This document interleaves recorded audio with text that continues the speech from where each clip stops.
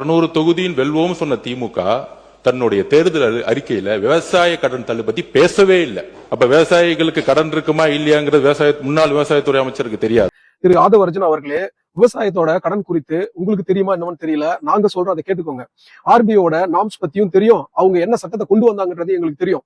2016 அம்மையா ஜெயலலிதா அவர்கள் முதலமைச்சரா இருந்தப்ப 6100 கோடி மதிப்பிலான பயிர்க்கடனை தள்ளுபடி செய்யறாங்க. ஆனா அந்த தொகையை திரும்ப பேங்குக்கு 5 வருஷமா தவணை முறையில கட்டி முடிச்சுறாங்க.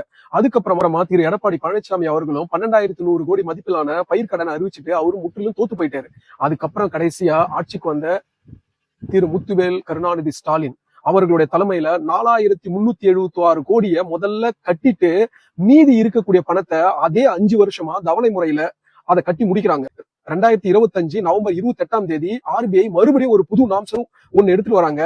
அதுபடி பார்த்தோம்னா, அதாவது மாநில அரசு பயிர்க்கடனா இல்ல ஏதாவது ஒரு கடனை தள்ளுபடி செய்யும் போது பேங்குக்கு கொடுக்க வேண்டிய அந்த தொகையை 45 இருந்து 60 நாட்களுக்குள்ள கொடுத்து முடிக்கணும்ன்ற ஒரு நாம்சம் கொண்டு வராங்க.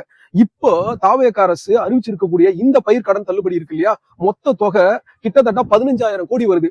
அந்த 15000 கோடியும் மேக்ஸிமம் 60 இருந்து 70 நாட்களுக்குள்ள இதை கொடுக்கணும் அப்படின்னு சொல்லிட்டு பார்த்தோம்னா, இது இவங்களால சாத்தியமே கிடையாது பண்றாங்க. இவங்க சாத்தியம் இல்லாத ஒரு விஷயத்த அந்த பேக் ப்ராமிஸை எடுக்கிறதுக்காக மக்களுக்கு கொடுத்த உண்மையான அந்த தேர்தல் அறிக்கையை முற்றிலும் டைலட் பண்றதுக்காக இதுல முழுக்க முழுக்க அவங்க மேனேஜ்மெண்ட் மிஸ்மேனேஜ்மெண்ட் அப்படின்னு சொல்லி நம்மளோட நிதி பற்றாக்குறை அப்படி இருக்கு, நம்மளோட நிலைமை என்ன எப்படி எல்லாமே திமுக சரி தப்பு பண்ணிட்டாங்க சதி பண்ணிட்டாங்கன்னு சொல்லி முழுக்க முழுக்க இதை டைவர்ட் பண்றாங்க.